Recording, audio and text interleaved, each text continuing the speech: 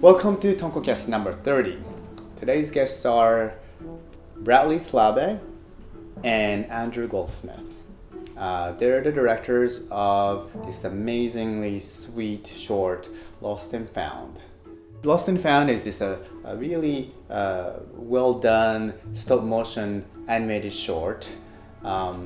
And they brought the puppets with them and they screened it at Tonko House and we all loved it. Some of us cried and we got to interview them. Unfortunately, I wasn't the one who interviewed them. It was actually Robert, but he's feeling lazy today, so I'm actually here. Just kidding, he's always worked hard and he's on much deserved vacation, so I'm in his place introducing those guys. But the interview was amazing, so listen up. Bradley, Andrew, thanks for being on with us. You guys did a really beautiful short that we were able to watch called Lost&Found, which is now going around to different festivals. But for our audience, can you just give a quick little blurb? Because I could talk about the film, but I'm so afraid that I'll give away little pieces. But could you guys talk a little bit of letting our audience know what the film's about? It's about a knitted dinosaur who gets caught in a nail and has to unravel to save the love of its life. Awesome. It's a really beautiful film that's stop motion. The characters are these beautifully knitted characters, a dinosaur and a fox. And you guys, how did you guys start? What was the kind of the beginning process of Lost&Found? I know, Bradley, you had written several things, but what was the start of the project? Cody, do you want me to take this? Yeah, I mean, you start, you were there at the Genesis before I was there, so you start with the bit where you were at. Sure. I wrote 3 stories, not necessarily in the picture storybook that I mentioned. I'd written 3 ideas, and Goldie and I had kind of talked about working together because when we were in high school, we always admired each other's work from afar. And so when the school I was studying at AFTRS in Sydney, they gave us a small budget, and so I approached Goldie and said, we've got a bit of money, would you be interested in working up any of these 3 ideas with me? We both liked the knitted doll one, and from there that's where we created the picture storybook as a proof of concept. This is the very short version of the story. Created the picture storybook, and then we took that to our government funding body called Screen Australia, and they gave us that's when we brought our producer Lucy Hayes on board, and we made our company to make the film. And so, Bradley, you were a writer on the film, and you guys co-directed together. Andrew, can you tell me a little bit of what your part in the process of directing, how you guys work together as a team? Yeah, so Brad, having written the script originally, I think the interesting part of the process of this film was this picture storybook that happened first. Actually, was like the beginning of our development of it from outside the script, because essentially the picture storybook being a necessity because we couldn't afford to make the film with the money that we had was the start of us collaborating on, okay, how do we take this script from the page and turn it into a visual story? So Brad and I would sit down together for kind of days on end, sketching little thumbnail storyboards and restructuring little details to try and figure out how to tell the story in as few images as possible for the picture storybook. So yeah, we collaborate together on that, and we would kind of figure out together what are maybe the problems, or what are the hard things to illustrate or animate, or what are some ways we could keep tightening the story. And then kind of Brad would go away and tinker and write more with the script and come back, and then we would kind of workshop again from there. So that process went on a lot during the picture storybook phase, and then again when it was time for real production, we kind of did that completely again based on the necessities of stop motion and our budget and the set and what we could physically do. And yeah, because as you know, in animated film process, you kind of keep making the film over and over and over again until you actually animate it for real. This process happened again in animatic phase, and then even as we started the shoot, we would keep evolving the animatic and keep having these story workshops and where we kind of talk it out until something needed to be done, and then Brad would kind of like go home with, okay, here are the problems, how do we solve them, and come back with like ideas of how to fix them. And then from a co-directing point of view, on like once the shoot had started, I have a background in kind of stop motion and mixed media and visual effects and stuff, and live action. So I would focus more heavily on the kind of on-set practicality, working with the DOP and the rigging and the animation and everything to kind of make happen what Brad and I have discussed we want a certain shot to be.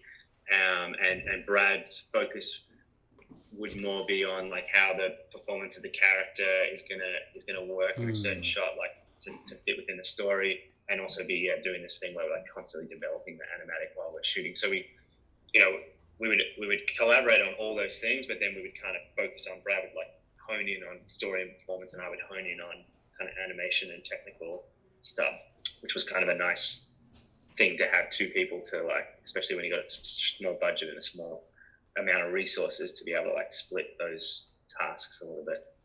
That's so cool. It's interesting, for myself, we had made a short film, The Dam Keeper, and it was comprised of, a creative partnership. Myself and Dice were kind of two directors that worked together. And one of the most defining things for our relationship is actually not so much how things went well, but oftentimes when we had differences, how to resolve those things. What for you guys, like, given that, you guys worked on this process, it took quite a while. Stop motion is a very laborious process. And overall, when you guys do come to kind of a place where you have creative differences, how do you guys work together in that space?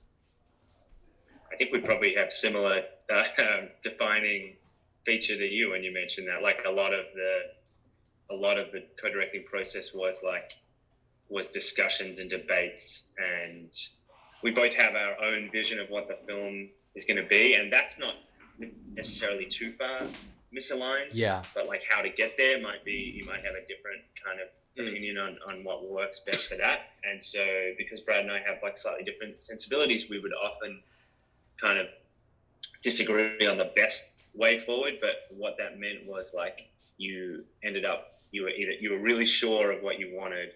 If you were really sure of what you wanted, you would fight for that, and there would be like, as the discussions happened, it would be clear, well, this person feels a lot more strongly than that person, so maybe it matters more, and that might lean it that way. It meant you had to think things through a lot, because if you were going to say, no, I think it's going to be this way, you had to kind of convince someone, you had to give a reason, so you couldn't just use gut instinct. So that was interesting. There was a lot of like articulation and intellectualizing of choices, which is, I guess, a bit different. But I don't know, is there other strategies, Brad, that you can, like, I know there's that conviction thing, but how else did we solve? Yeah, Bradley's like, I totally disagree with that. That's not how it happened. That's not how it works.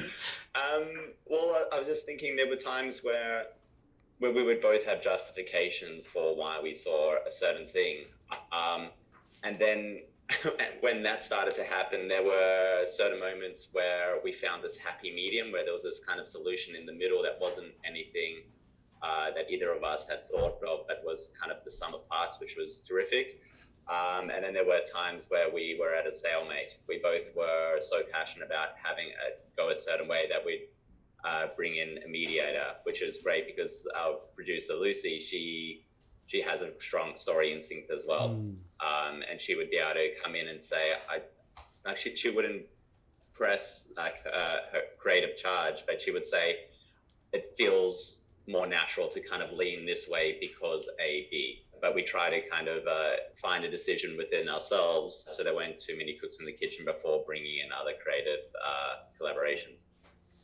Got it. And that's great. I mean, how many people were how long did the production take? How many people were on the team, and kind of what was it like working on this stop motion film for quite a long time, right? You guys were shooting this. So it's like, I guess, like about 3 years from when we got funded and started pre-production to when we actually kind of finished the film, about a week before it had to be sent to Berlin for our premiere screening. So, and to break it down just broadly, it's like maybe 3 months of pre-production, set building, testing, puppet building, stuff like that before shooting kind of started, and then that kind of pre-production phase still continued over the shoot for another 3 months, where we had one set ready and one character ready, but while that was being shot, the other stuff was still being built and painted and prepared and everything. So yeah, maybe 6 months of pre-production stuff overlapping with the shoot, and then 14 months shoot or something. It was right? 14 months shoot, and that's pretty much 5 days a week, and something like a day to anywhere between half a day to 2 days, let's say, to set up a shot, and that might include doing some blocking or doing a practice, kind of rehearsal take, like a real low frame rate take, and then anywhere between half a day and I think our longest shot take took 4 days or 3 or 4 days. That very last shot of the film. The last shot of the film, yeah. Yeah, there was correct me if I'm wrong, it was 2 days. 3 days to set up? Or 3 days to shoot? No, sorry. 2 days to set up. 3 days to shoot, yeah. 2 days to set up, maybe something so like that. So that was a full week for that shot. But that's a long shot. That's like a 15-second shot or something. And, luckily, that being the longest shot in the film is probably one of the most important performance-wise, but it's really subtle as well, and there's limited camera movement. So from a technical point of view, it wasn't that hard, but from an animation point of view, it was quite a slog for Sam, our animator, to kind of hit those beats so beautifully and subtly over, the right length of time, because it's easy to rush a stop motion shot. Yeah. Because sometimes you just need to get there when you're halfway through a motion or a movement, which I guess, so talking about Sam, that brings us to the crew. So we only had one animator. So Samuel Lewis animated the entire film, both characters, and most of the effects. We had some assistants, and sometimes we were the assistants when, you needed someone doing puppet and the camera were really far away. So someone's operating one or the other, or the elemental stuff like water or other set pieces that move. Sometimes we would just in an assistant, but otherwise, he took complete ownership and charge of that. Gerald Thompson, our DP, who is the DP for Adam Elliott's Mary and Max, so he's kind of Australia's stop motion expert. He lit the film. He did all the motion control. He actually builds motion control hardware and writes motion control software himself. So he's this extremely practical and technical guy who would, when Brad and I would say, "Oh, what can we do this in a shot? Can we make the camera do this?" He'd be like, "No, of course you can't." And then he'd come in the next day and be like, "Okay, I built this thing. Maybe it'll work." And it basically always did. So yeah, he would be in a few days a week to set up the shots. Sam would be in every day of the week to rehearse and animate and discuss. And also Sam was also in charge of the puppets, their maintenance, their replacement pieces and upkeep with the armature and the wool and all that stuff. So he always had something to do. Brad and I and those two are basically the on-set everyday people that are making the film churn along. But then there's Rennie Watson, our production designer, who's there for that 6 month pre-production period of building all the sets, sourcing all the props, designing everything, scenic painting, all that stuff, with a crew that fluctuated in size depending on who of his friends could give a helping hand that weekend, or who was appropriate or available. And then he would come in still at certain, when we turned over sets to move to a new piece or did something that we were seeing for the first time, he would come in and make sure it looked right. And then there was, a handful of other people who came in and out, like art assistants who would come and hand build some props and paint some things, or help create a lot of the bespoke set pieces that need to come apart and move out of the way. And then there was Lucy, of course, who was actually overseas for a chunk of the shoot. She was in LA, but a stop motion shoot moved so slowly and with such a small crew that I think that didn't matter too much. And that's the core crew. And then there's the post. The post is essentially Dave Abbott is our kind of VFX supervisor and lead compositor, and myself, who would oversee the connection between the cinematography, the animation, and the VFX. And he and I did probably 80% of the post on the film, and then had volunteers and friends and support from from a production company I work with called Pixel. Some people lent a hand from there as well. So that was also a pretty small crew, but we were on set all the time doing that. Like the same way Brad and I would maybe update the animatic after we shot something. There's like it changed, or maybe we'd make a decision of how to change the story. Also, we would update our VFX techniques as we went. Like we would shoot a shot with blue screen behind our green character, and we'd start working on it. And a week after we'd shot that shot, we'd be like, you know what? I think if that kind of situation pops up again, we should put black behind them because you get a better key on their fur or some variation in technique. And so we learned as we went what kind of shots would be better to do with what process, and like how maybe what a better rigging position would be, or a better way to get our clean plates or something. So there was this constant like tweaking of the post pipeline during the shoot. So which meant that Dave, our VFX supervisor, was there a lot as well. Like he would work out of the studio. Got it. That's so cool. That was a waffled way to say like 6 people in 3 years. Yeah. No, it was great. I think it really illustrated the process, and also I think it shows how much too you guys value your team and what these individuals kind of bring to the table. I mean, stop motion is like a laborious kind of, at times, really somewhat slow process, but also what were there any discoveries in the actual shooting of it, or was it all kind of planned out? What do you mean by discoveries? Well, it's like what we see in the final film was that, you guys talked about animatics and kind of planning and playing with things, but from where the animatics were to where the final film ended up, when you were actually kind of on set and looking at, the actual setup and everything, was there any level of improvisation or kind of, hey, let's try this? Or was it all kind of like, no, we figured it all out and then we were executing kind of in a way? I think, because the animatic, as Goldie was saying before, in terms of we constantly need to evolve the animatic to kind of, if a set piece, if the character's mobility wasn't able to give the action that we had in the thumbnails, we'd need to update. So that was a constant evolving tool. But it wasn't I think those days were seldom, and Goldie, correct me if I'm wrong, but those days would be stressful because we would do our best to avoid having to improvise on the day. And if there were, I can recall one shot at least, Goldie, where we needed to shoot that day, and what we had originally planned wasn't working. And so we had about a small amount of time to kind of just think of another shot. This is for one of the memory backflashes.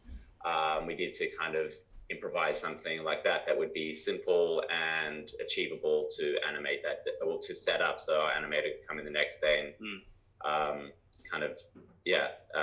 complete animating it so we can move on. But I think we tried to kind of stick to what we had planned or discussed as close as possible, because when you improvise, there's a large margin for error, and animation at all, not just stop motion, you don't really get more than one chance, and if you do, you're very lucky. So we did try and kind of multiple takes, and we tried to avoid shooting anything we wouldn't need. So anytime we did have this thing where like, oh, this looks like it could change, or we had a shot come in that affected the animatic, like made it feel a little different, we would try and quickly adjust for it in a way that meant, like, our rule was trying to be like, when we make a change, if we add a shot or if we add a complexity, we should take away at least one, and ideally two. Like we should be inventing a new shot that can tell the story that two shots were already telling. Yeah. So when we did make changes and improvise, it was more that we were improvising like a week ahead of when we were about to shoot. It was like, oh, we shot this shot, we know we're going to shoot another one in a week and a half that comes after this. Let's tweak now before we get to it. And so it's a bit of building the tracks while the train was kind of coming, but it was rare that there was like big improvising, on set. But Sam, as he animates, obviously, like there's the blocking of the shot, but there's also heaps of unknown. There's like, you don't know how fast a head's going to turn, or how big a reaction's going to be until you kind of get in there. And some of the tweaks on setup day would be technical, like Brad pointed to, like maybe the rig can't hold the puppet up in the way we thought it would, or that gets in the way something, or their arms are too short to do what we thought they could do or whatever. And then there's like, I wouldn't call it quite improvising, but there's like a quick discussion of like, okay, what can we do? And Sam would suggest what he thought was right, and we would bounce ideas back and forth. Very cool. But yeah, mostly I watched the like a version like cut. I think we got to like cut 96 by the end of the film, because we because cut 1 is the first animatic and cut 96 is the finished film. And I think I watched like cut 10 the other week or something, and like it's pretty similar. It's pretty much in the drawings, in the storyboards. There's way more detail and character and humanity and emotion and everything in the final version, but we didn't stray. Yeah, I don't think. That's amazing. I haven't watched that animatic in ages. I'll send it to you. Yeah, that'd be great to see. It's got like maybe 10 finished shots in it, and the rest is storyboards. Got it. Right. Oh, great. It's cool to see. That's amazing. And then the studio that you guys have, and I actually don't know if you guys are both part of the studio, but Wabi Sabi is the name of your studio. Is that correct? And then the film itself also has quite a bit of kind of Japanese touches, and the overall, is it a restaurant or like a kind of a bedroom where there's a little fountain that's very of Japanese influence. But can you talk a little bit about where the Japanese influence comes from for the film? Originally, when I wrote a very early version, I think the first version of the script, it was set in an alleyway. And there wasn't that much Japanese inspiration, but I was writing 2 stories at the time. One was set in a sushi bar, which is where it ended up. And the other story I was writing, this was for that picture storybook, was about 2 bonsai trees. So we wanted to tie these 3 stories together with color and location. And so we kind of transposed that, the knitted doll story, which is called Lost&Found now, to fit inside that same universe. That's why it's all set in that sushi bar. But I think where we were most inspired was by doing our research and learning about philosophies like wabi-sabi, which is what our company is called, and kintsugi, and being really fascinated by that way of thinking that the things that make us broken make us beautiful, and things that in life end make it more precious. And so we really try to put that into all 3 of the stories. So even with the way our art director, Rennie Watson, treated that when he read the script, and we were trying to visualize how that sushi bar, the aesthetic would look. There's a lot of like, we would get stools and then we'd like sand them down to make them look worn, or we'd kind of light it very dimly to kind of keep in line with that wabi-sabi aesthetic, that things are aged and worn, and that's what's kind of made this thing feel like home. That's amazing. And I'll just add to the wabi-sabi thing, like another nice philosophy of it, or line of thinking of it, is about how all the imperfections that exist in an object or something is like, the beauty of that is that it's telling all of its stories. Like that's all of its stories. So our characters have that like pretty viscerally and clearly like happening in front of you during the story. But then, as Brad mentioned, like Rennie Watson put all those details into the set. So the set, like if you look at the set, especially when you're standing on it, it was lit, it was amazing. You felt like it had a history and it had a story, and the amount that all the objects and bench and floor had been used, worn, and all that kind of stuff was like pretty important to this idea of the world that our characters are in. Yeah, it's really, I mean, the piece is really beautiful. The lighting is really well thought out. The camera work feels really thought out, and the set itself is beautiful. The puppets are beautiful, but in the end, it's this really beautiful story that I know when you guys when we were able to watch it at the studio, at our studio, our team was pretty affected by it, and really, it's this really beautiful, without giving anything away, a really beautiful love story.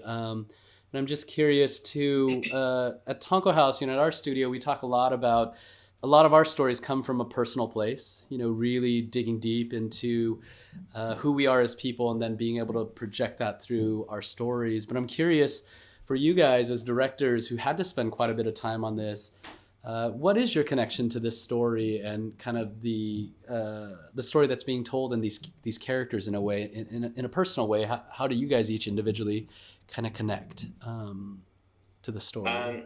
For me personally, as I was kind of getting deep into the story, because it never really, the initial concept wasn't a love story, and it started to become a love story, not intentionally, but it was, I just gotten into my first relationship, and without getting too kind of dramatic, over the, I think I worked it out from start, putting the first word down to post, I'd gone through my first two relationships and breakups, and I know that you've seen the ending. There were a lot of conversations where I'd come in and go, this is what I believe how it should end, and it was affected by my feelings. But God, he would have to chime in and say, I think you kind of just need to take a moment, think of the film. I know you, like, that's what your belief on love is now, but that might change again.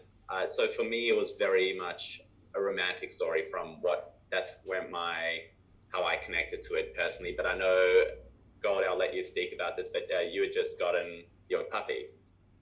Do you want to? Yeah. And so it's kind of like a different story for you.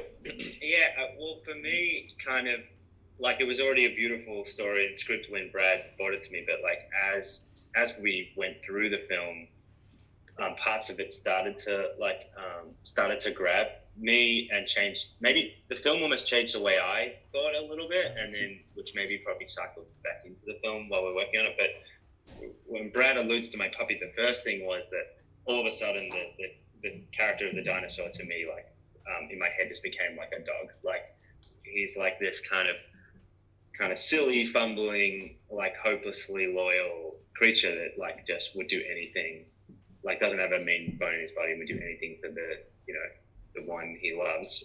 So like all of a sudden to me, after we had our puppy, I don't know what timing was that? Was that at the start of the film? That was Whistling Free, yeah. Yeah, right. So like all of a sudden to me, he became a dog.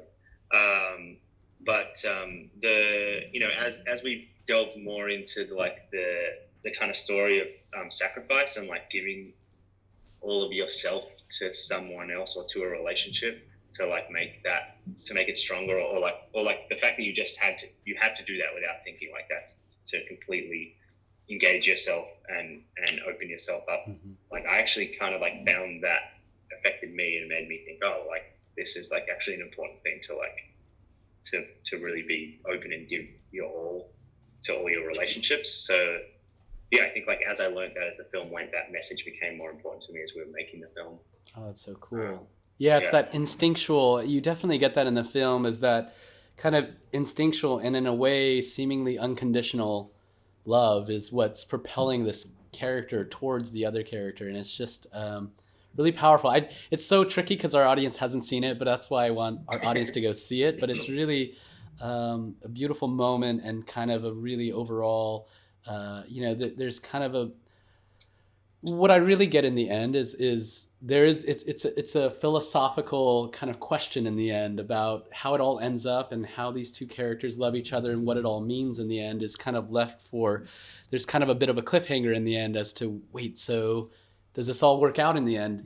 The story beyond this is, does it all work out in the end? Do they come back together, or, do these things kind of come back in a wholesome way? And at the same time, I understand the wabi sabi, where it's like, this is all beautiful. It's not that's really, really great. Are you guys, what's next for you guys? Are you guys working on other things? Are you guys promoting the film now? What are you guys up to now? And what does the future look like?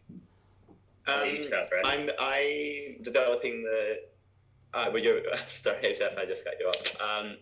I've developed it into a series concept, which takes place before the dolls occupied the space, where there's a whole community of knitted creatures. Cool. And I took that to pitch in Korea. And now I'm in the States now, kind of taking some meetings to see if people are interested.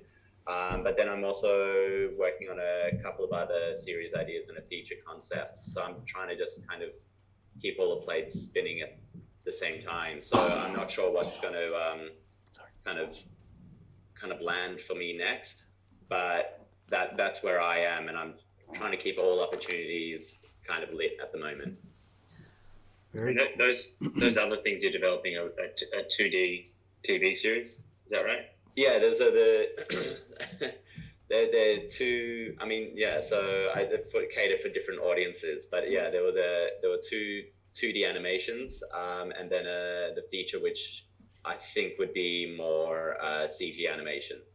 I was just gonna say, I'm still before the film and a little bit during the film and since the film. I work as a commercial director, so that keeps me busy and keeps me fed. But I'm looking to develop some more projects, particularly stop motion and or effects based. There's like a couple of different things, but I think maybe in interestingly in opposition to you, Brad, like moving probably further away from this to something different. What am I trying to say? Like I want to do something different, radically different in terms of tone.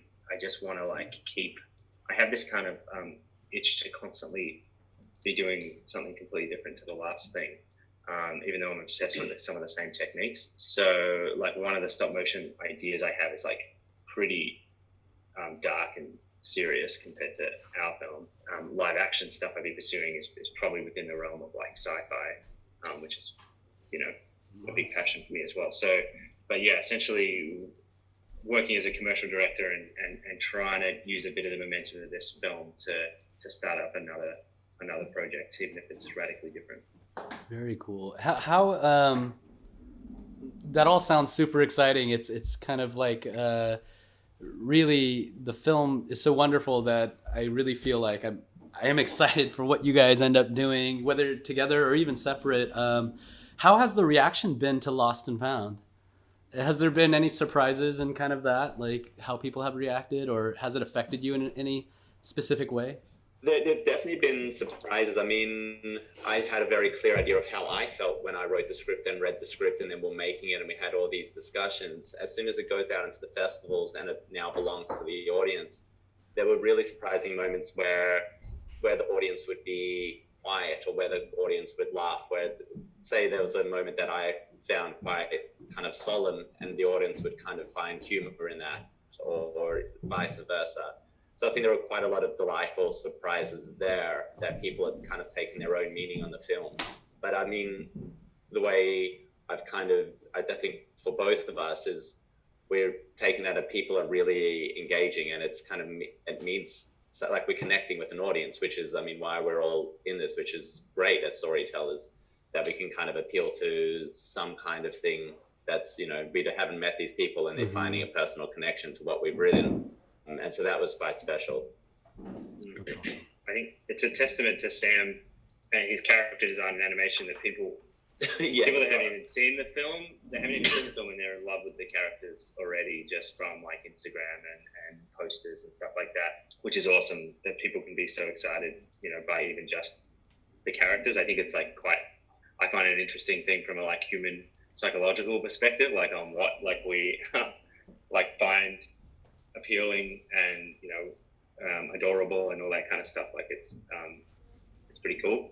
But yeah, I found the same biggest impact for me watching the film in theaters with people was like hearing the amount of like laughter to the film, particularly as Brad said, in like points where Brad and I, when we were working on the film, at every stage in the animatic and the filming, the editing, the sound, there's a certain point in the film where we're like, this is it. This is like the saddest point in the film.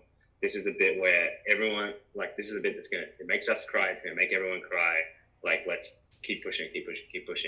And it's like one of the biggest laughs in the film sometimes now. Oh, wow. And I think part of it is like people, like I think it's a good thing. I think it's because there's so much emotion there. Sometimes you don't know how to deal with it and let it out. And because these are cute animated characters, and it's pretty like over the top, what's happening. It's pretty it's like hyperbolic action, played as tragic. So when those people laugh, like first time it happened, I was like, what is going on? And then, we've been to, 10 plus screenings now. All of a sudden it became like my favorite thing. It was like, oh, this is really affecting them. It's just, this is the way you express it in a room full of people that don't know how to feel. Yeah. Something powerful. That's something that's really interesting, because I'm not sure if you've noticed as well. I've kind of noticed patterns in terms of the size of our audience gets a different reaction. So if I'm showing one or two people, so when I came to show it in Tonko House, where it was a relatively small audience comparatively, and then it was a very different reaction to when we screened it at, say, Berlin, with like a room full of, I don't know how many people were in there, like 300 children. So children's a different story even again. Children audiences are even more fun. That was a fun screening. But we could show, like, in when we premiered in Australia, there was new surprises where we hadn't heard reactions to certain elements of the film. Yeah, every audience has been different, and it's been great kind of learning about what people are kind of connecting with. And where as like what Goldie was saying, where they feel kind of part of a community. So like what I've noticed is that when it's smaller, people aren't as vocal, and when it's larger, people do feel safe to laugh or to cry. And that's quite nice that it's like movie magic. It's everyone's in this dark little room watching this campfire, and it's like we're all kind of enjoying the same thing. So that's been lovely to kind of be a part of. Yeah, that's really interesting, because when you screened it here, there was a general feeling in the room, I feel like, that it would have been almost odd to laugh in those moments. Whereas I think there's a freedom sitting in the dark and amongst a lot of strangers that, you're right, that expression of kind of emotion coming out can come out in so many different ways. But definitely for us, it was a lingering feeling. It definitely, even after, and this is what I find of a lot of films that, I love and I admire, is that the feeling of the film lingers on beyond the moment that the credits come up and you kind of walk away, and it kind of comes back to you in moments that you don't expect. And I found that with Lost and Found, is that the feeling itself was lost and found, that it kind of, in the moment, I was like, oh wow, that was really clever, and that was really, I felt it. But then I'm walking away, I'm like, man, I'm just thinking about those guys. I'm thinking about Fox and the dinosaur sitting, and like, where are they now? And they take on their own life beyond the screen that I think is, really deceptively, it's really difficult to do. I mean, I think that's something that when a film is well executed, you don't quite realize that's happening. And I felt that Lost and Found really had that quality. And I'm really glad, Bradley, you were able to come by and share it with us. And Andrew, I'm really glad I was able to meet you and spend some time with you. But, for us, just want to say a huge thanks. And we're really excited about the film and the work that you guys are doing and that you guys are hopefully be doing. But yeah, is there anything else you guys want to say before kind of wrapping up? I just wanted to thank you for letting us come screen it. Obviously, we're huge fans of your company and the films you're making. So thank you very much. I mean, your warm words about the film really mean a lot to us. Awesome. Yeah, thanks so much for having us. I'll just say one thing, in case I forgot to talk about anyone important that worked on the film. I'm really sorry. There are so many people, or let me just say rather, I just want to thank everyone that did work on the film. As you kind of rightly guessed before, like, the crew is dedicated, they were small, but everyone put in their heart and soul into the film. You can see that on screen. And basically, everyone who worked on this film was just a legend, and made it awesome.